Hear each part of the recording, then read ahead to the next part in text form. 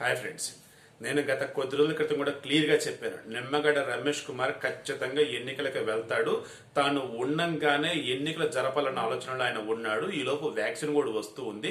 And దానికి తోడు high court కూడా మొత్తం నిమ్మగడ్డ రమేష్ కుమార్ గారికి ఫేవర్గా చెప్తుంది. నిమ్మగడ్డ రమేష్ కుమార్ గారు కాదు, స్టేట్ ఎలక్షన్ కమిషన్ అని కూడా నేను అన్నాను క్లియర్గా. ఎగ్జాక్ట్గా ఈ రోజు అదే నిజమైంది. రేపటి నుంచి ఎన్నికల కోడ్ అమల్లోకి రాబోతుంది. ఇక నోటిఫికేషన్ ఎప్పుడు ఏంటి అనే దానికి సంబంధించిన షెడ్యూల్లో క్లియర్ గా నిమ్మగడ్డ రమేష్ పేర్కొన్నారు. అయితే ఇది చెప్పడానికి ముందు ఒక్క మాట చెప్తాను. అదేంటంటే, మొండివాడు రాజు కన్నా బలవంతుడు. ఇక ఈ మొండివాడికి పదవి గనక ఉంటే ఎలా ఉండిద్ది ఏంటన్నది ఎన్నికల గురించి కాదు, మామూలుగా మనం గత కొన్ని నెలలుగా చూస్తా ఉన్నాం. ఇప్పుడు మొండివాడు ఎవరు, రాజు ఎవరు, అధికారం ఎవరికి ఉంది, రాజ్యాంగం ఎవరి సైడ్ ఉంది అంటే మీరు ఆలోచించుకోండి. ఇక ఈ రోజు ప్రభుత్వానికి సంబంధించి chief secretary Adityanath Das and వాళ్ళ బృందం నిమ్మగడ్డ రమేష్ కుమార్ గారితో కలిసి ఫిబ్రవరిలో ఎన్నికలు నిర్వహించలేము, ఇప్పట్లో ఇది సాధ్యమయ్యేది కాదు, ఆల్రెడీ న్యూ స్ట్రెయిన్ కేసెస్ కూడా పెరుగుతూ ఉన్నాయి అండ్ ఆల్రెడీ కరోనా కేసెస్ కూడా ఉంటూనే ఉన్నాయి, ఇక ఇప్పుడు ఎన్నికలు నిర్వహించడం అనేది సాధ్యమయ్యే పని కాదని చెప్పేసి క్లియర్ గా ఆదిత్యనాథ్ ఈరోజు చెప్పేసి ఉన్నారు. ఏది అది కూడా ఎలా గెలుస్తున్నారు ఆయన? సో హైకోర్టు గైడ్ లైన్స్ ఇచ్చింది, క్లియర్ గా చెప్పింది కాబట్టి వీళ్ళు కలిసి ఉన్నారు. గతంలో చీఫ్ సెక్రటరీ నీలం సాహ్ని గారు ఎన్నోసార్లు కలవాల్సి ఉంది, బట్ ఆమె కలవాల. ఎందుకంటే జగన్మోహన్ రెడ్డి గారు ముఖ్యమంత్రి ఉన్నారు కాబట్టి ఆయన కనుసన్నల్లో పనిచేయాలి కాబట్టి ఆయన ఆదేశాలు పాటించాలి కాబట్టి. ఆదిత్యనాథ్ దాస్ గారికి సంబంధించి కూడా హైకోర్టు క్లియర్ గా చెప్పింది కాబట్టి ఈయన కొత్తగా వచ్చాడు కాబట్టి ఇంక వెళ్ళక తప్పలా వెళ్ళాడు. అయితే ఈయన కలిసినటువంటి కొన్ని గంటల తర్వాత state election commissioner Nimmagadda Ramesh Kumar గారు ఒక షెడ్యూల్ అనేది రిలీజ్ చేశారు. ఈ షెడ్యూల్లో క్లియర్ గా పంచాయతీ ఎన్నికలకు సంబంధించి 2021 ఫిబ్రవరిలో ఎన్నికలు జరపబోతున్నామని చెప్పేసి క్లియర్ గా చెప్పేస్తున్నారు. ఎన్నికల కోడేమో రేపటి నుంచి, అంటే జనవరి 9 నుంచి ఎన్నికల కోడ్ అమల్లో ఉంటుంది. తర్వాత మెయిన్ గా చూసుకుంటూ ఉన్నప్పుడు ఇక్కడ మనకి ఎప్పుడు షెడ్యూల్ నోటిఫికేషన్ ఇస్తారు ఏంటి అన్న దానికి సంబంధించి జనవరి 23 ఫేజ్ 1 నోటిఫికేషన్, జనవరి 27 ఫేజ్ 2 నోటిఫికేషన్, జనవరి 31 ఫేజ్ 3 నోటిఫికేషన్, ఫిబ్రవరి 4 ఫేజ్ 4 నోటిఫికేషన్, తర్వాత ఫిబ్రవరి 5 ఫేజ్ 1 ఎలక్షన్, ఫిబ్రవరి 9 ఫేజ్ 2 ఎలక్షన్, ఫిబ్రవరి 13 ఫేజ్ 3 ఎలక్షన్, ఫిబ్రవరి 13 అంటే 4 17 ఎస్ ఫిబ్రవరి 17 వచ్చేటప్పటికి ఫేజ్ 4 ఎలక్షన్. మీరు కరెక్ట్ గా ఈజీ గుర్తుంచుకోవాలంటే నోటిఫికేషన్ ఈచ్ నోటిఫికేషన్ ఇవ్వడానికి 4 days గ్యాప్ పెట్టుకున్నారు. Okay, notification last phase 4 notification ఎప్పుడు ఇస్తున్నారు? ఫిబ్రవరి 4న. ఆ నెక్స్ట్ డేనే ఎన్నిక ఫేజ్ 1ది. మరలా 4 days గ్యాప్ ఇచ్చుకుంటా వెళ్ళండి. 5వ తారీఖు ఫేజ్ 1 ప్లస్ 4 9వ తారీఖు అంటే ఫిబ్రవరి 9వ తారీఖు ఫేజ్ 2 ప్లస్ 4 ఫిబ్రవరి 13న ఫేజ్ 3 ప్లస్ 4 ఫిబ్రవరి 17న ఫేజ్ 4 ఎలక్షన్.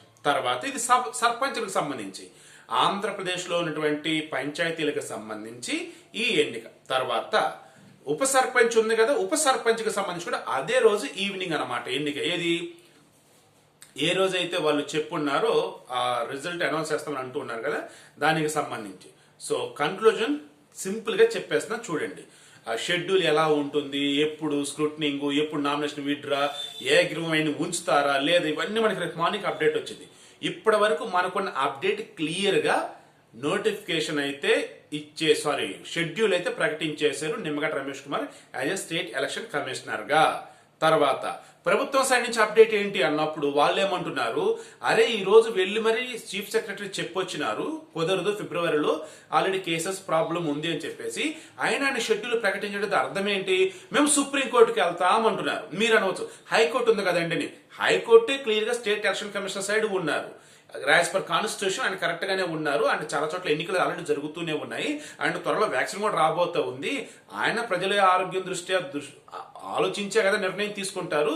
సో ఫస్ట్ ఆయన చెప్పేది వినండి అన్నారు. ఆయన చెప్పాల్సింది చెప్పాడు, వీళ్ళు చెప్పాల్సింది చెప్పారు. ఫైనల్ గా డెసిషన్ వచ్చేసి స్టేట్ ఎలక్షన్ కమిషనర్దే ఉంటుందని చెప్పేసి క్లియర్ గా కోర్టు కూడా చెప్పేసింది. దాంతో స్టేట్ ఎలక్షన్ కమిషనర్ది ఇప్పుడు ఫైనల్. మరి high court already state election commission చెప్పిన దానికి ఓకే చెప్తుంది కాబట్టి ఇక సుప్రీంకోర్టు ఉంది. సో సుప్రీంకోర్టుకి వెళ్ళాలి. సరైన సమయం చూసి నిమ్మగడ్డ రమేష్ కుమార్ ఎలక్షన్ షెడ్యూల్ ప్రకటించారని చెప్పేసి నాకు అనిపిస్తుంది. ఎందుకంటే సంక్రాంతి ఆల్రెడీ సంక్రాంతికి సంబంధించేసి ఎన్నికల కోడ్ అమల్లో గనక ఉన్నట్టయితే ఆబ్వియస్లీ ఎక్కడికక్కడ ప్రలోభాలు ఇవన్నీ గురి చేయకుండా ఆపొచ్చు.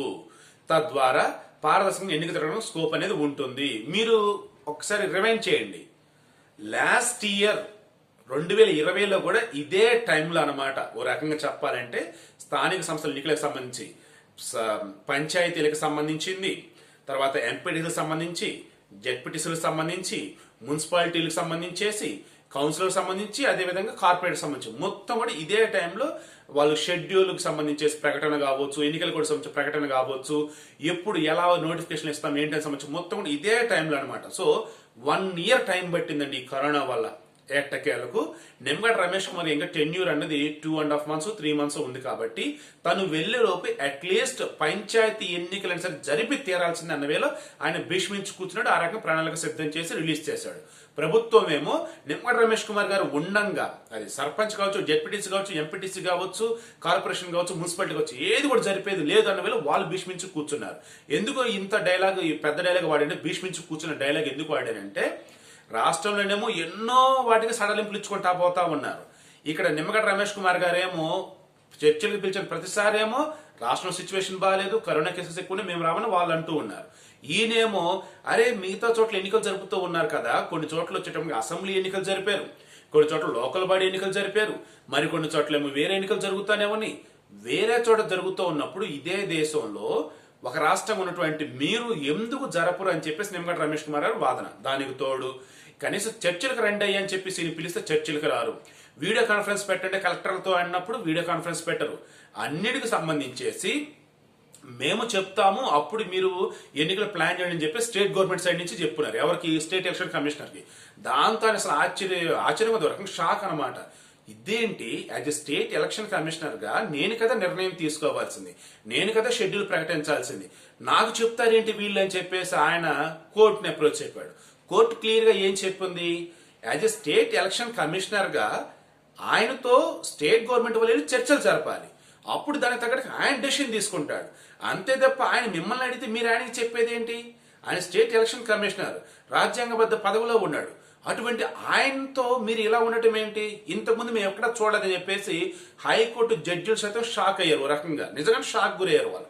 బట్ ఆ తర్వాత వాళ్ళు ఫైనల్ గా ఏం చెప్పున్నారు, ఇదంతా ఏది కాదు, అటు స్టేట్ ఎలక్షన్ కమిషన్ ఉన్నటువంటి ఆయనైనా స్టేట్ గవర్నమెంట్ లో భాగంలోని చీఫ్ సెక్రటరీ కావచ్చు, మిగతా వాళ్ళు ఎవరైనా సరే కావచ్చు, ఫస్ట్ మీరు కూర్చొని డిస్కస్ చేయండి, నిర్ణయం ఏం తీసుకుందాము, ఎలా ముందుకు వెళ్దాము, షెడ్యూల్ ఎప్పుడు ప్రకటిద్దాము, షెడ్యూల్ ప్రకటించకున్నటువంటి ఇబ్బంది ఏంటి, నోటిఫికేషన్ ఎప్పుడు ఇవ్వాలి, ఎన్నికలు కూడా ఎప్పుడు నుంచి అమల్లోకి పెట్టాలి, పంచాయతీ ఎన్నికలకు ముందా లేదంటే కార్పొరేషన్ ఎన్నికల ముందు పెడదామా, ఎంపీటీసీ జెడ్పీటీసీ మీరందరూ కూర్చొని డిస్కస్ చేసుకోండి, ఎన్నికల తేదీ ఎప్పుడు, రిజల్ట్ ఎప్పుడు, అదేవిధంగా మిగతా ఎలా ఏంటి, ఇవన్నీ డిస్కస్ చేసుకుంటే ఒక క్లారిటీ వస్తుంది.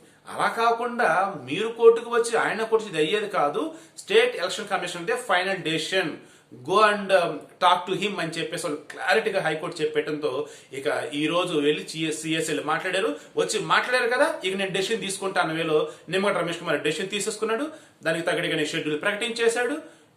రేపటి నుంచి ఎన్నికలు కూడా అమల్లో ఉంటుంది. అండ్ ఆల్రెడీ నోటిఫికేషన్ ఎప్పుడు ఇస్తాం ఏంటంటే కూడా క్లారిటీగా చెప్పేశాడు. కంక్లూడ్ చేసుకుంది. మరలా సింపుల్ గా చెప్తున్నా, జనవరి 23, జనవరి 27, జనవరి 31, ఫిబ్రవరి 4 నోటిఫికేషన్లు ఇచ్చే డేట్లు.